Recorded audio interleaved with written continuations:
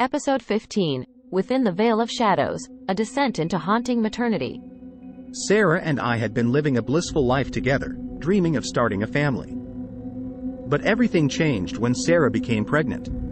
From the moment she shared the news, an unsettling transformation overcame her, casting a foreboding shadow over our once idyllic existence. Dark memories of Sarah's childhood haunted her. A mysterious event, long buried in the depths of her psyche, had left her scarred. She would occasionally share fragmented recollections of a traumatic incident that occurred in the woods near our town. It was a tale shrouded in mystery, and she never spoke of it with clarity or coherence. I could see the torment in her eyes whenever those memories resurfaced. Sarah's behavior grew increasingly peculiar as her pregnancy progressed. She developed a set of idiosyncratic rules that I reluctantly accepted, driven by my love and concern for her. She insisted on always keeping the lights off, plunging our home into an abyssal darkness that mirrored her own deep-seated fears. Bathing together became a distant memory, as she withdrew into the confines of her solitude, never allowing me to share those intimate moments. And the most troubling of all was her unwavering insistence that I knock before entering any room, a ritual she held with an almost obsessive compulsion. A revelation sent tremors through our lives.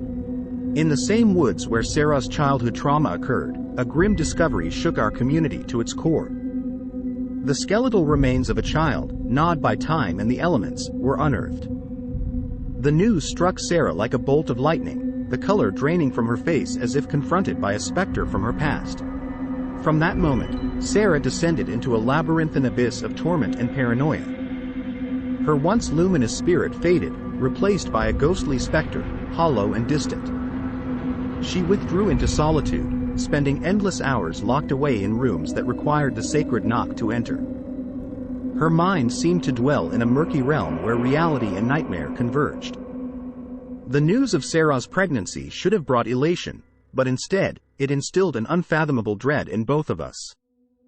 Whenever I approached her, attempting to connect with our unborn child, she recoiled as if a malevolent force stirred within her.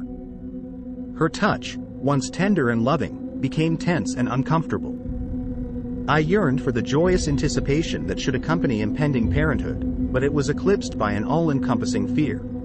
Seeking solace and answers, we sought the guidance of a therapist, a beacon of hope in our darkened world.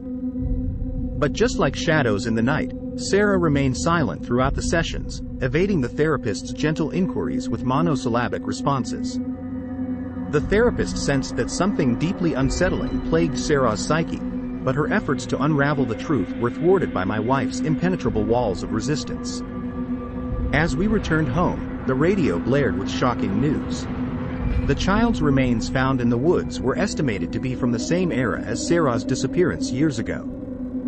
A chilling realization crept upon us, entangling the threads of Sarah's past and our present in a nightmarish tapestry. The coincidences were too uncanny to dismiss, casting a deeper shadow of apprehension over our lives. An ultrasound appointment, meant to evoke joy and anticipation, instead became a doorway to unrelenting terror. The flickering screen revealed a distorted image of our unborn child, its form contorted and unsettling. The technician dismissed it as a mere glitch, a product of outdated technology. But I saw the recognition and dread etched across Sarah's face before the screen was turned away. It was a moment that seared itself into my memory, a chilling portent of the horrors that awaited us. Each passing day deepened the spiral of strangeness and dread.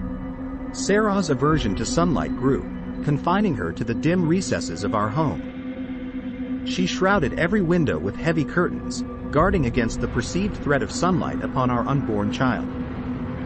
Reason and reassurance fell on deaf ears as her fear intensified.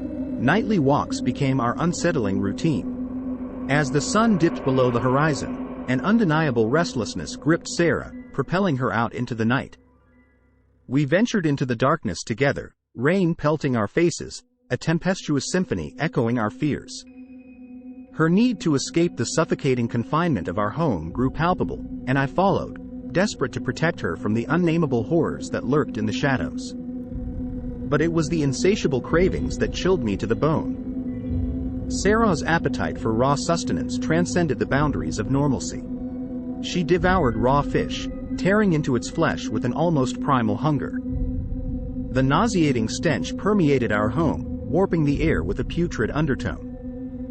Raw vegetables, rare meat, anything she could consume uncooked became her sustenance, a macabre testament to her unnerving cravings. Desperate for answers, I ventured deeper into the darkest corners of the internet, seeking guidance, solace, and a glimmer of hope. The fragments of our disturbing reality mirrored the experiences of others who had treaded similar paths. The lines between mythology and truth blurred, leaving me more bewildered than ever. Sarah's condition continued to deteriorate. Debilitating migraines plagued her, reducing her to a crumpled figure of agony.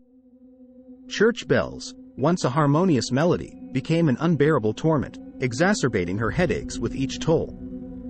The very sound that once echoed serenity through our town became an instrument of suffering for my anguished wife.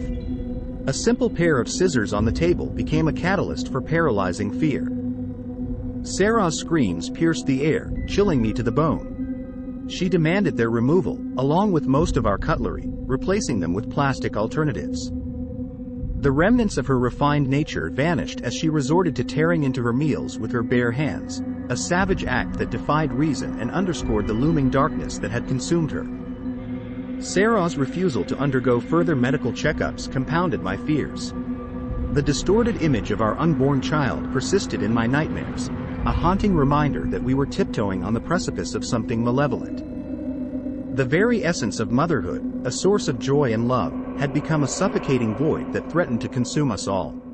In a final act of desperation, I broached the subject of psychiatric help, hoping to untangle the enigma that held Sarah captive. But her reaction was more horrifying than anything I could have imagined. A primal fury erupted within her, unleashing a torrent of shrieks and screams that reverberated through the house, leaving me trembling in fear. Now, I stand on the precipice of an abyss, gripped by a darkness that looms ever closer. Our lives have become an unsolvable riddle, entwined with forces beyond comprehension. I implore you, dear readers, if you have encountered a semblance of this harrowing journey or possess the knowledge to illuminate the path ahead, reach out. Time is slipping away, and the shadows grow ever deeper. My wife's well-being, the life of our unborn child, and my own sanity hang in the balance. Please, help us before we are consumed by the whispers in the shadows.